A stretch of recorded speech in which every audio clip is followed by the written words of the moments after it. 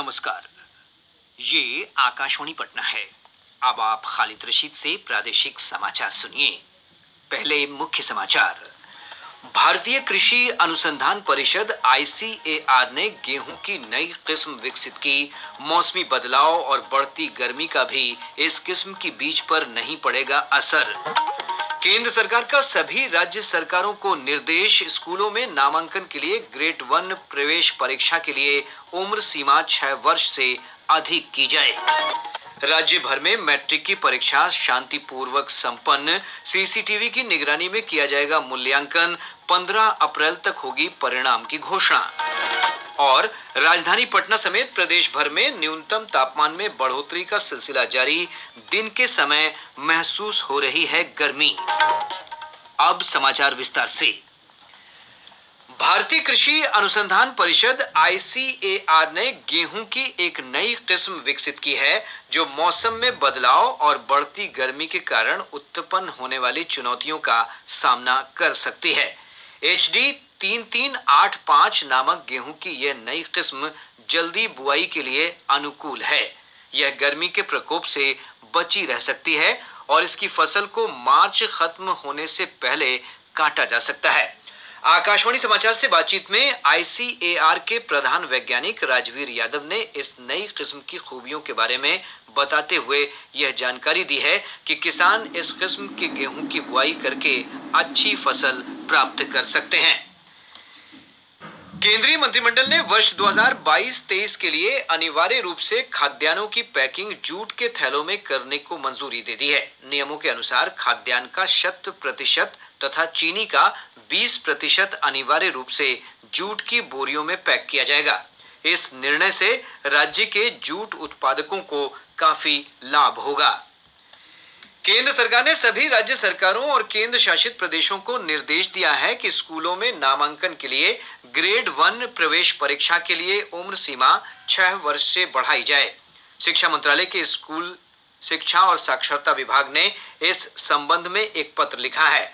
मंत्रालय ने कहा है कि राष्ट्रीय शिक्षा नीति 2020 का उद्देश्य देश में राष्ट्रीय स्तर पर बच्चों के भविष्य को मजबूत बनाना है। प्रारंभिक चरण में सभी बच्चों के लिए सीखने के 5 साल के अवसर होते हैं। इसमें 3 साल की प्री स्कूल शिक्षा और 2 साल की प्राथमिक ग्रेड 1 और ग्रेड 2 शामिल हैं। स्वास्थ्य और परिवार कल्याण मंत्री डॉक्टर मनसुख मांडविया ने बताया कि आयुष्मान भारत डिजिटल मिशन के तहत अब तक 33 करोड़ 18 लाख से अधिक Ayushman Bharat health account ID बनाई गई है। उन्होंने कहा कि 23 करोड़ 56 लाख स्वास्थ्य रिकॉर्ड डिजिटल रूप से जोड़े गए हैं। एक ट्वीट में डॉक्टर मांडविया ने कहा कि देश का डिजिटल स्वास्थ्य पारिस्थितिकी तंत्र प्रतिदिन मजबूत हो रहा है और आयुष्मान भारत डिजिटल मिशन लोगों को अत्यधिक लाभान्वित कर रहा है।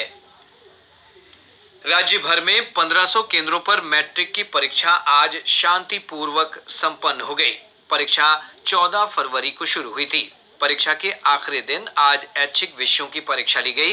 बिहार विद्यालय परीक्षा समिति के अध्यक्ष आनंद किशोर ने बताया कि मूल्यांकन का कार्य सीसीटीवी की निगरानी में पूरी पारदर्शिता के साथ किया जाएगा और परिणाम 15 अप्रैल तक घोषित कर दिए जाएंगे। सुप्रीम कोर्ट ने बिहार में नगर निकाय चुनाव में अति पिछड़ा वर्ग को आरक्षण देने के खिलाफ दायर याचिका खारिज कर दी। हालांकि सर्वोच्च न्यायालय ने याचिकाकर्ता को कहा कि वे चाहें तो हाई कोर्ट का रुख कर सकते हैं। हाई कोर्ट इस मामले में 4 हफ्ते में सुनवाई कर फैसला लेगा कि अति पिछड़ा वर्ग आयोग की रिपोर्ट के आधार पर आरक्षण देना और चुनाव कराना सही था या नहीं। यह आदेश न्यायमूर्ति सूर्यकांत की अध्यक्षता वाली पीठ ने सुनाया है। उप मुख्यमंत्री तेजस्वी प्रसाद यादव ने कहा है कि मुख्यमंत्री बनने की उन्हें कोई जल्दबाजी नहीं है। श्री यादव ने जहानाबाद में राजद विधायक विजय मंडल के बयान को लेकर पत्रकारों के प्रश्न का उत्तर देते हुए कहा कि महागठबंधन के सभी नेता फिलहाल 2024 की लोकसभा चुनाव की तैयारी में जुटे हैं। इधर वित्त मंत्री विजय कुमार चौधरी ने भी विजय मंडल के बयान पर प्रतिक्रिया देते हुए कहा कि महागठबंधन में किसी तरह का कोई भ्रम नहीं है। श्री चौधरी ने कहा कि मुख्यमंत्री पद को लेकर ऐसी कोई चर्चा अभी नहीं हो रही है। गौरतलब है कि विजय मंडल ने कहा था कि अगले महीने ही तेजस्वी यादव को मुख्यमंत्री बनाया जाएगा। राष्ट्रीय लोक जनता दल के राष्ट्रीय अध्यक्ष उपेंद्र कुशवाहा 28 फरवरी से राज्य में विरासत बचाओ नमन यात्रा निकालेंगे। श्री कुशवाहा ने पटना में संवाददाताओं से बातचीत में यह जानकारी देते हुए बताया कि पहले चरण की यात्रा चंपारण के भितिहरवा आश्रम से शुरू होकर 6 मार्च को सीवान में समाप्त होगी, जबकि यात्रा का दूसरा चरण 15 मार्च को पटना से शुरू होगा और 20 मार्च को अरवल में समाप्त होगा। बिहार विधानमंडल के बजट सत्र की तैयारियों को लेकर आज एक महत्वपूर्ण बैठक आयोजित की गई। विधानसभा अध्यक्ष अवध बिहारी चौधरी की अध्यक्षता में आयोजित इस बैठक में 27 फरवरी से शुरू हो रहे बजट सत्र के दौरान दोनों सदनों के सुचारू संचालन के लिए विभिन्न मुद्दों पर विमर्श किया गया। इस दौरान सुरक्षा और व्यवस्था से जुड़ी तैयारियों की समीक्षा भी की गई। वित्तीय सह संसदीय कार्य मंत्री विजय कुमार चौधरी ने इसकी जानकारी दी। वरिष्ठ अधिकारियों के साथ बैठक थी, उसमें सदन सुचारू रूप से ऐसे चले जिससे कि माननीय सदस्यों के सभी प्रश्नों के उत्तर सरकार की ओर से समय दिए जाएं। इसका सरकार ने भी निर्देश दिया है अधिकारियों को। दोनों सदनों के जो पीठासीन अधिकारी हैं, अध्यक्ष जी और उपसभापति जी, उन्होंने भी यही कहा है कि माननीय सदस्यों के सभी प्रश्नों के उत्तर समय पर सदन में आ जाएं। ये हम लोग सुनिश्चित। नाबालिग से दुष्कर्म के आरोपी गया के निलंबित पुलिस उपाधीक्षक कमलकांत प्रसाद के खिलाफ कानूनी कार्रवाई तेज कर दी गई है। कमजोर वर्ग की एडीजी आर मल्लरविली ने बताया कि जल्द ही आरोपी डीएसपी की गिरफ्तारी की जाएगी। गौरतलब है कि गिरफ्तारी से बचने के लिए डीएसपी ने पटना हाई कोर्ट में अग्रिम जमानत की अर्जी दाखिल की थी, जिसे कोर्ट ने खारिज कर दिया है। भारतीय रेलवे इस वर्ष 5 अप्रैल से भारत गौरव पर्यटक ट्रेन के साथ लखनऊ से गुरु कृपा यात्रा शुरू करेगा। 11 दिनों की इस यात्रा के दौरान तीर्थयात्री 5 पवित्र तख्तों सहित सिख धर्म के प्रमुख धार्मिक स्थलों की यात्रा कर सकेंगे। आकाशवाणी से विशेष बातचीत में आईआरसीटीसी की मुख्य प्रबंध निदेशक रजनी हसीजा ने यात्रा के बारे में और जानकारी दी है। ये ट्रेन तराई क्षेत्र में पीलीभीत और बरेली वगैरह होते हुए काफी नागरिकों को पिक करेगी। स्लीपर क्लास का जो पैकेज है वो 20,000 का है और जो एसी 3 टायर है उसका जो पैकेज है वो 30,000 का है। गाड़ी ये बैसाखी के अवसर पर बनाई गई है ताकि बैसाखी वाले दिन वो पटना साहिब में मौजूद रह सके। अब हम लगभग 8 डेस्टिनेशन पर गाड़ी को लेके जा रहे हैं। टूर पैकेज में सब कुछ इंक्लूसिव है। शेष खबरें एक अंतराल के बाद। आप आकाशवाणी पटना से सुन रहे हैं। राजद के राज्यसभा सांसद मनोज झा समेत 13 सांसदों को 13वें सांसद रत्न पुरस्कार के लिए चुना गया है। इस सूची में भाजपा सांसद विद्युत बरण महतो, कांग्रेस के अधीर रंजन चौधरी और एनसीपी की फौजिया खान के नाम शामिल हैं। प्रधानमंत्री नरेंद्र मोदी ने सांसद रत्न पुरस्कार से सम्मानित किए जाने वाले सांसदों को बधाई दी है। एक ट्वीट संदेश में श्री मोदी ने इन सांसदों को बधाई देते हुए कामना की कि ये सांसद संसदीय कार्यवाही को अपनी समृद्ध अंतर्दृष्टि से समृद्ध बना सकेंगे। भाजपा अध्यक्ष जेपी नड्डा ने कहा है कि अतीत की तुलना में आज का भारत निर्णय लेने में हिचकिचाता नहीं है। श्री नड्डा ने नई दिल्ली में Modi shaping a global order in flux पुस्तक का विमोचन करते हुए कहा कि प्रधानमंत्री नरेंद्र मोदी के नेतृत्व में भारत अंतर्राष्ट्रीय स्तर के जटिल मुद्दों पर भी कड़े फैसले ले सकता है। प्रधानमंत्री नरेंद्र मोदी इस महीने की 26 तारीख को सुबह 11 बजे आकाशवाणी से मन की बात कार्यक्रम में देश विदेश के लोगों के साथ अपने विचार साझा करेंगे। यह इस मासिक रेडियो कार्यक्रम की 98वीं कड़ी होगी। प्रधानमंत्री ने लोगों को उन विषयों पर अपने विचार साझा करने के लिए आमंत्रित किया है जिन्हें आगामी मन की बात कार्यक्रम में शामिल किया जाएगा। लोग नमो ऐप या माई जीओवी ओपन फोरम पर अपने विचार साझा कर सकते हैं। इसके अलावा लोग टोल फ्री नंबर 1800-117800 डायल कर अपने संदेश हिंदी या अंग्रेजी में रिकॉर्ड करवा सकते हैं। 1922 पर मिस्ड कॉल से प्राप्त लिंक के जरिए एसएमएस के माध्यम से भी संदेश भेजा जा सकता है। फोन लाइनें 24 फरवरी तक खुली रहेंगी। राजधानी पटना समेत प्रदेश भर में न्यूनतम तापमान में लगातार वृद्धि हो रही है, जिसके कारण दिन के समय लोगों को गर्मी का अनुभव हो रहा है।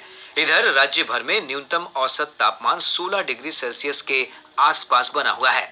पिछले 24 घंटों के दौरान सबौर राज्य का सबसे ठंडा स्थान रहा, जहां का न्यूनतम तापमान 13 डिग्री सेल्सियस दर्ज किया गया। वहीं डिहरी में अधिकतम तापमान 33.8 डिग्री सेल्सियस रिकॉर्ड किया गया। मौसम विज्ञान केंद्र पटना की वैज्ञानिक नेहा कुमारी ने बताया कि अगले 5 दिनों तक मौसम में किसी विशेष परिवर्तन की संभावना नहीं है। मौसम विश्लेषण के अनुसार प्रदेश में पछुआ एवं उत्तर पछुआ हवा का प्रवाह सतह से 5.8 किलोमीटर ऊपर तक बना हुआ है। अगले 5 दिनों के दौरान राज्य का मौसम शुष्क बने रहने की संभावना है। प्रदेश के न्यूनतम एवं अधिकतम तापमान में अगले 5 दिनों के दौरान कोई विशेष बदलाव का पूर्वानुमान नहीं है। शेखपुरा जिले की स्थानीय अदालत ने चुनावी रंजिश में हत्या के एक मामले में 7 लोगों को दोषी ठहराया है। वहीं एक व्यक्ति को रिहा कर दिया है। इस मामले में कोर्ट 27 फरवरी को सजा का ऐलान करेगा। गौरतलब है कि 2013 में जिले के करंडे ओपी क्षेत्र के हंसापुर गांव में चुनावी रंजिश में एक व्यक्ति की हत्या कर दी गई थी। वहीं बेगूसराय की विशेष पॉक्सो अदालत ने पॉक्सो एक्ट के तहत 2 मामलों में एक दोषी को 20 वर्ष और 3 दोषियों को 7-7 वर्ष की कारावास की सजा सुनाई है। अदालत ने दोषियों पर अर्थदंड भी लगाया है। आयकर विभाग ने करदाताओं को नई और पुरानी कर प्रणाली के बीच चुनाव में मदद करने के लिए अपनी वेबसाइट पर एक टैक्स कैलकुलेटर जारी किया है। करदाता इस कैलकुलेटर की मदद से दोनों कर प्रणालियों के बीच तुलना कर खुद के लिए उपयुक्त कर प्रणाली का चुनाव कर सकेंगे। बेगूसराय के बरौनी रिफाइनरी स्टेडियम में खेली जा रही अंतर जिला हेमन ट्रॉफी क्रिकेट प्रतियोगिता के एक मुकाबले में समस्तीपुर ने सहरसा को 23 रन से हरा दिया।